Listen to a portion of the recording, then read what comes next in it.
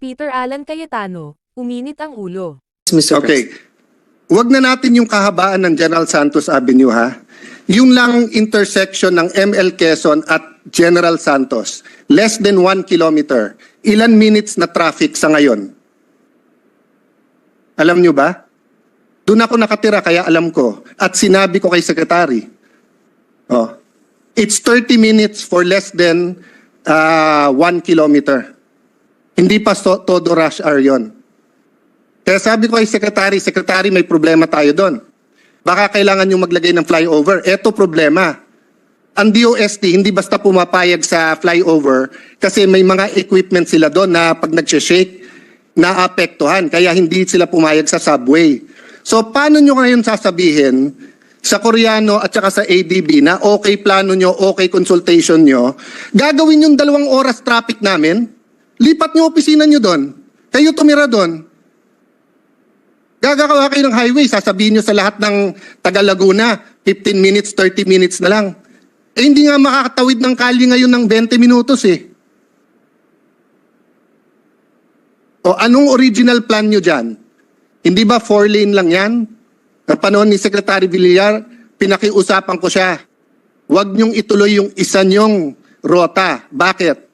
Ilan libong ancestral house ang gigibain nyo sana? 1,600. So nilipat nyo sa General Santos. Ginawa nyong 6 to 8 lanes. Despite that, traffic pa rin ngayon. So aanin natin ang highway dyan. Ilan lanes yung highway? Mr. President, I think this is a very detailed consideration. No, but I would like, and also to help our colleague, I would rather that the representative from DPWH answer it directly. So I would like to request that we suspend. Mr. Madam President, Secretary, may I? may we ask for a minute suspension, Mr. President? Thank you. Session suspended. Yeah, Mr. President, I think that Senator Cayetano really has a valid reason to raise this issue about the construction of this Manila Bay project, a Laguna Lake project that is actually affecting Taguig and Pateros. So, Mr. President, what the discussion is now, it's not the particulars of where the exit will be or what the technical the details are, but that they will go back to a discussion and the drawing board where what the concerns are of the people of Taguig and Pateros, and also what the real plans are of the DPWH. Kasi tama din yung sinabi ni Senator Cayetano, syempre, kailangan nila ng permiso dito sa kanila, sa mayor, pipirma.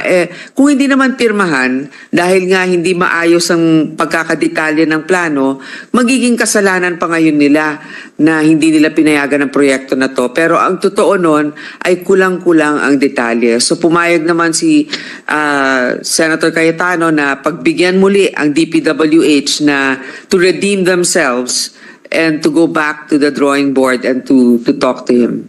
And with the permission of Senator Cayetano and Secretary Bonoan, the chair would like to preside over such a meeting and understanding with respect to the technicals and the specifics of the project. Thank you. Senator Cayetano. Yeah, I'd like to thank you, Mr. President.